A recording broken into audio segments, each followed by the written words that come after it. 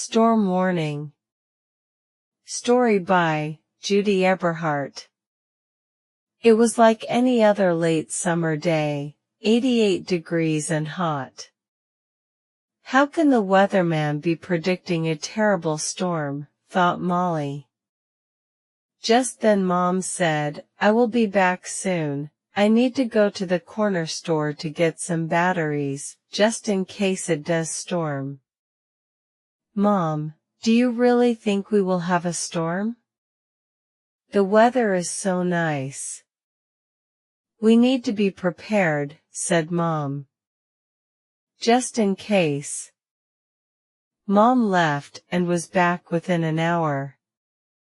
It was about 6 p.m. and the sky began to turn a grayish-brown from the full low clouds that were beginning to form. Even the wind started to pick up. Then Molly heard a loud crack of thunder. Suddenly, she saw lightning flashing, and the rain started to pound against the windows. The trees in the yard started to sway back and forth. Some of the neighbors' plants fell off the front porch. "I'm scared," said Molly to her mother. The storm lasted for about 30 minutes, long enough to make the lights go out and the old pine tree out front topple over. Even Gretchen, the cat, was hiding under the sofa. Mom lit some candles so they could see their way around the house. "What about dinner?" asked Molly. "How can we eat if there isn't any power?" Mom bought some cans of tuna and chicken when she went to the corner store. "I had a feeling we wouldn't be able to cook, so I bought these cans of food and some bread." Mom and Molly ate the tuna and bread by candlelight. "You know, this is kind of fun." "It's almost like camping," said Molly. Later that night, the lights came back on, Gretchen was eating out of her bowl, and Molly was glad Mom took the storm warning seriously. "Good thing you went to the store and got those batteries and cans of food," said Molly. "Even though it was a scary time, I did have fun." "Me too," said Molly's mom. "Me too."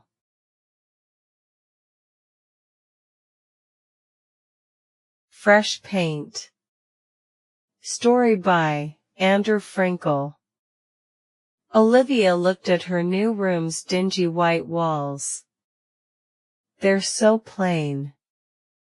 "Don't worry," Dad said, "we'll paint them, and you can even choose the color." Moving into a new house was exciting, but painting the walls any color she chose was even more exciting. "Do you want pink?" Mom suggested. Olivia shook her head. "No, that's for babies. I want pink for my room." Olivia's younger sister, Veronica, shouted. She was only 4, so she could have pink if she wanted. Olivia wanted another color though. "What should I choose?" Olivia wondered. "I like sunsets and daisies, so maybe yellow or orange." "How about both?" Dad offered. "We could paint all the walls one color, and put a similar color on the last wall for an accent. I saw it on TV once. You could have 3 walls painted light yellow, and 1 wall painted tangerine orange." Olivia's eyes nearly popped from her head. "That would be amazing. Let's get painting." Sadly, it took a rather dull trip to the home improvement store to pick up some paint, rollers, and brushes before they could begin. Looking at all the color swatches was interesting, and so was watching the paint can shaker machine, but the rest of it was boring. She really just wanted to throw paint on the walls and move into her room. Back at home, Mom and Veronica unpacked things, while Olivia and Dad painted. It was hard work, especially since she couldn't reach very high. She wasn't very good at detail work around edges and windows either. Dad helped her a lot. He even smoothed out areas where her paint wasn't completely even. He was a really good painter. "How did you get so good at painting?"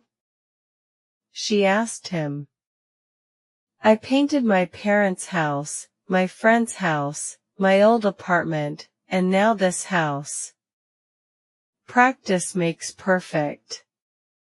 You're tall, too. That does help." Dad agreed, finishing up edges. It's always important to take your time to do any job right. You have to live with these colors for a few years, so do it right.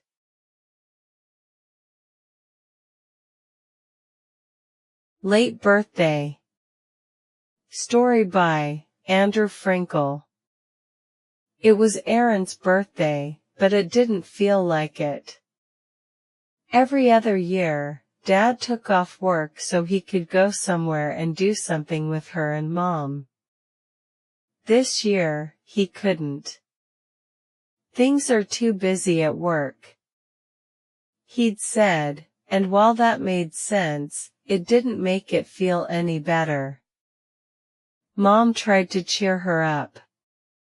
They baked banana bread cupcakes together, frosting them with cream cheese frosting.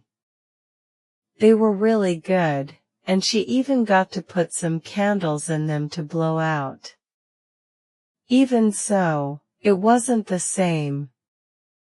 Then there were the presents, or lack of them. She'd already gotten stuff from Grandma and Grandpa 2 weeks ago, so there was nothing to open there. Mom and Dad's gifts had already been bought, too, so there weren't any surprises. It was sort of sad, although there was some cash from random family members that she could use for something she wanted. Dad got home late on that Thursday night, and they ate a quick dinner. It was chicken parmesan over pasta and red sauce.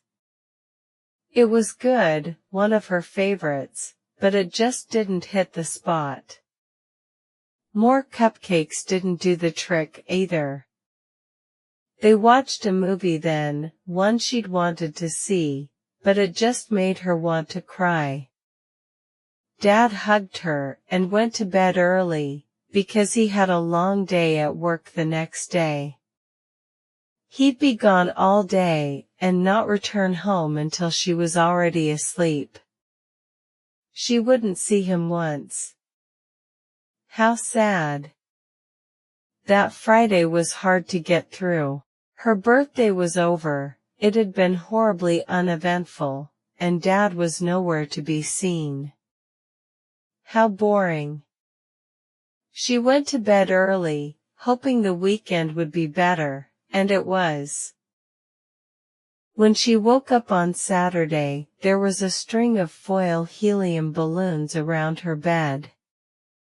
A small gift box and a card that read, "I'm sorry, Dad waited for her." She opened it and found a cute little necklace, just like one that Mom had. Now they'd match. That day, Dad took her out to lunch and followed her around dutifully as she shopped with her birthday money. It had started out to be a horrible birthday, but it had ended up great, even if it had been a late birthday. Sometimes, it's not the day, but the events themselves that matter.